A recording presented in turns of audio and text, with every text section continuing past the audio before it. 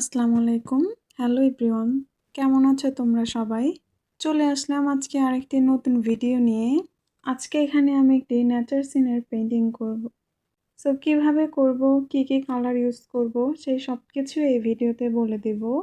তো এখানে আমি স্কাই করার জন্য 3টি কালার ইউজ করেছি, ব্লু, হোয়াইট এবং মিডিয়াম ইয়েলো।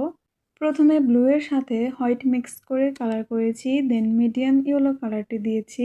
এখানে স্কাই করার জন্য মিডিয়াম ইয়েলো কালার দেওয়ার কারণ হলো এটি দ্বারা আমি একটু পড়ন্ত বিকেল বোঝাতে চেয়েছি। দূরের গাছপালাগুলো করার জন্য স্যাপ গ্রিনের সাথে অল্প পরিমাণে ব্ল্যাক মিক্স করে প্রথমে দিয়েছি, তার উপরে আবার মোনাস্টাল গ্রিন করেছি যেন একটু ক্লিয়ারলি বোঝা যায়। যদি কখনো কোনো পেন্টিংয়ে দূরের গাছপালা আঁকাতে হয় তাহলে আমি এই কালারগুলো ইউজ করি, তবে এর সাথে মাঝে মধ্যে ইয়েলো কালারটিও অ্যাড করি। এখানে দূরের কিছু ফসলের মাঠ করেছি, তো এটি করার জন্য sap green, Monastral green, lemon yellow এবং মিডিয়াম ইয়েলো এই কালারগুলো দিয়েছি। এটি তোমরা ভিডিওতে দেখে বুঝে নিও যে আমি কিভাবে করেছি।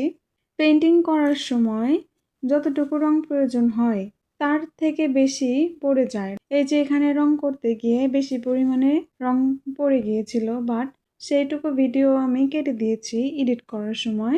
আচ্ছা যাই হোক, এখানে যেটি মেইন পার্ট, চায়ের কাপ, এখানে চায়ের কালারটি করার জন্য দুটি কালার ব্যবহার করেছি। প্রথমে ব্রাউন সিয়ানা দিয়ে তার উপরে আবার বার্ন আম্বার দিয়েছি। আমি এখানে এই দুটি কালার মিক্স করে দিয়েছি যেন একটু রিয়েলিস্টিক মনে হয়। গ্লাসটি ভালো করে বোঝাতে চারপাশে হোয়াইট কালার দিয়ে লাইন ড্র করে দিয়েছি। গ্লাসটি যার উপরে রাখা আছে সেটি কালার করতে বার্ন আম্বার করেছি। এই পুরো পেন্টিংটি করতে আমি অ্যাক্রিলিক কালার ব্যবহার করেছি। মন্টমার্টের অ্যাক্রিলিক কালারগুলো দিয়ে এই পেন্টিংটি করেছি।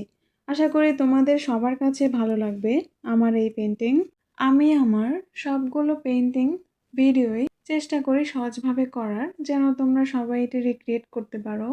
এবং আমি ভিডিওতে বোঝানোর ট্রাই করি যে আমি কোনটা কিভাবে করেছি, কোনটাতে কোন কালারটি ইউজ করেছি, যেন তোমরা সহজেই বুঝতে পারো এবং পেন্টিংটি করতে পারো। তো এখানে বার্ন আম্বার দেওয়ার পরে আবার ইয়েলো আকার দিয়ে লাইন ড্র করে দিয়েছি। তো এখানে কিছু শিউলি ফুল এঁকেছি, সেগুলো কালার করার জন্য হোয়াইট এবং অরেঞ্জ কালার করেছি।